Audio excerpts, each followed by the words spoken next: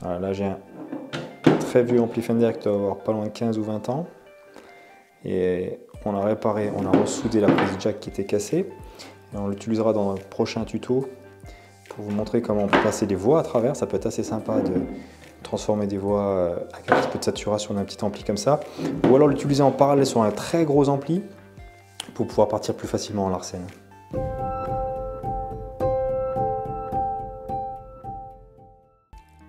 Salut les mixeurs! On a souvent la question qui revient chez ProMix Live, comment bien organiser une session pour attaquer un mix.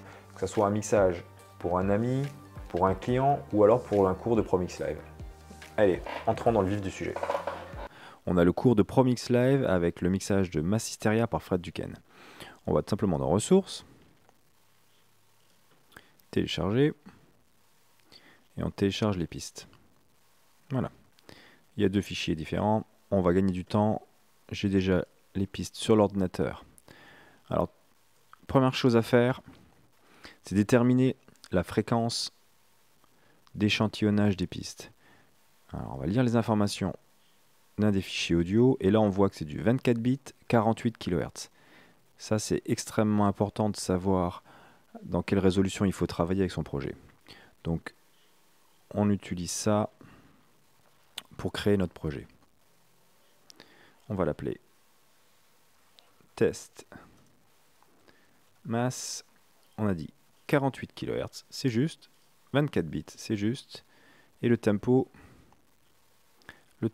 il est écrit dans le cours 124 BPM. 124 BPM, c'est juste. On crée notre nouveau fichier. Une fois que ça c'est créé, on va importer les pistes par groupe. On a toutes les pistes batterie. On les inclut dans le projet à 0 au démarrage du projet. Si toutes les pistes ont été exportées dans la même résolution et au même tempo, il suffit de les recaler toutes à 0 et on se retrouve sans aucun problème avec toutes les pistes qui sont calées au même endroit. On va en profiter qu'on n'a que les pistes batterie pour les colorer d'une seule et même couleur. Nous, la batterie, ça sera jaune. Comme ça, quand on rentre dans le projet, on détermine simplement par des codes couleurs les pistes par groupe. Ensuite, on fait pareil avec la basse.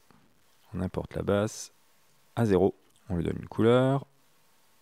Dans notre cas, on va lui donner le rose.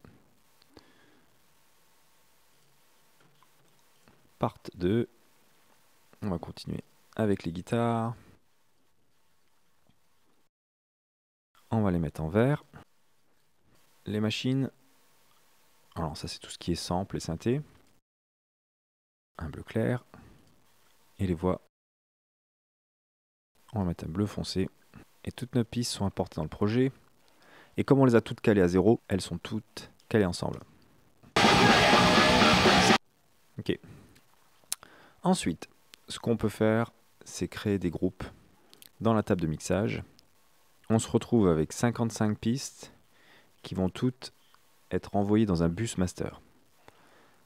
Pour éviter les problèmes dans le bus master, on va simplement déjà mettre un limiteur à la sortie qui va empêcher les convertisseurs de sortie de tout le temps clipper. On peut insérer un bouton de volume pour baisser le master pour que ça n'aille pas dans le rouge même sans le limiteur. Ça évite de saturer la sortie.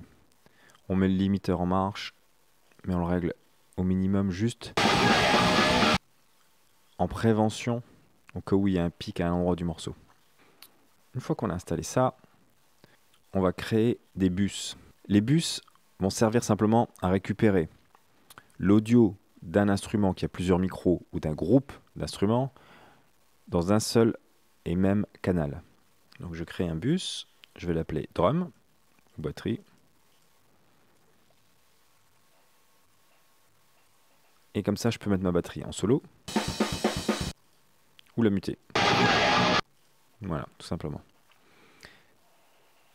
On va faire pareil pour la basse. Parce que, comme ça, on aura la possibilité, même si elle est toute seule, de la dupliquer et d'appliquer des effets différents sur l'une des deux. On va tout de suite la dupliquer d'ailleurs.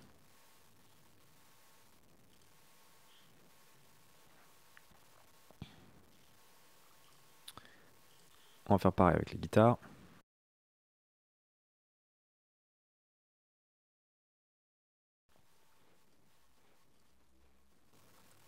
Le bus sample. Et le dernier, ça sera le bus voix. Maintenant, ça nous permet de couper la voix. J'ai cru comprendre que... ou de la mettre en solo. C'est assez pratique. La phase suivante, c'est simplement de panner, de mettre les instruments au bon endroit. Une batterie, par exemple, la grosse caisse et la caisse claire seront au centre. Les overheads seront à gauche et à droite, et certaines cymbales seront aussi pannées droite-gauche, comme les toms. Donc on met la batterie en solo. La grosse caisse reste au centre. Le hi-hat, c'est le charlet. On peut le décaler légèrement sur la droite. Overhead left, c'est à gauche. Overhead right, c'est à droite. La ride, elle est à gauche. Mono room, elle reste au centre. Room left, comme son nom l'indique, à gauche. Room right, à droite. SM91, ça c'est un micro de grosse caisse, il reste au centre. Snare top, la caisse claire reste au centre.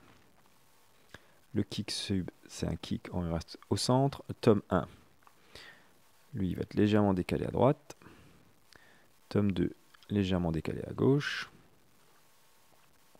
Et up, c'est un micro qui est au-dessus de la batterie, donc il reste au centre. On va en profiter pour regrouper ces groupes ensemble. Donc on a le kick, on a plusieurs kicks, on a un kick, on avait, ça c'est un micro kick aussi, et le sub du kick, on les met ensemble. Ensuite on va avoir les caisses claires, et voilà.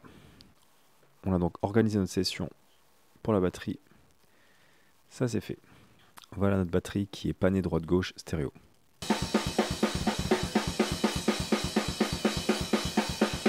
Voilà. Notre batterie est prête à être mixée. On va organiser de la même façon les guitares, par type de micro. Alors guitare 1, guitare 2, elles sont ensemble, guitare 3, elles sont ensemble, guitare 4, elles sont ensemble, guitare 5, elles sont ensemble. Ah, ça c'est les pistes DI. Donc les pistes DI, on va les couper. Si on décide pas de réamper, on les utilisera pas. Et maintenant, on va simplement panner. Par exemple, on va dire que la guitare 1 sera totalement à gauche et que la guitare 2 sera totalement à droite. La guitare 3, de nouveau à gauche. Et la guitare 4, de nouveau à droite. Guitare 5.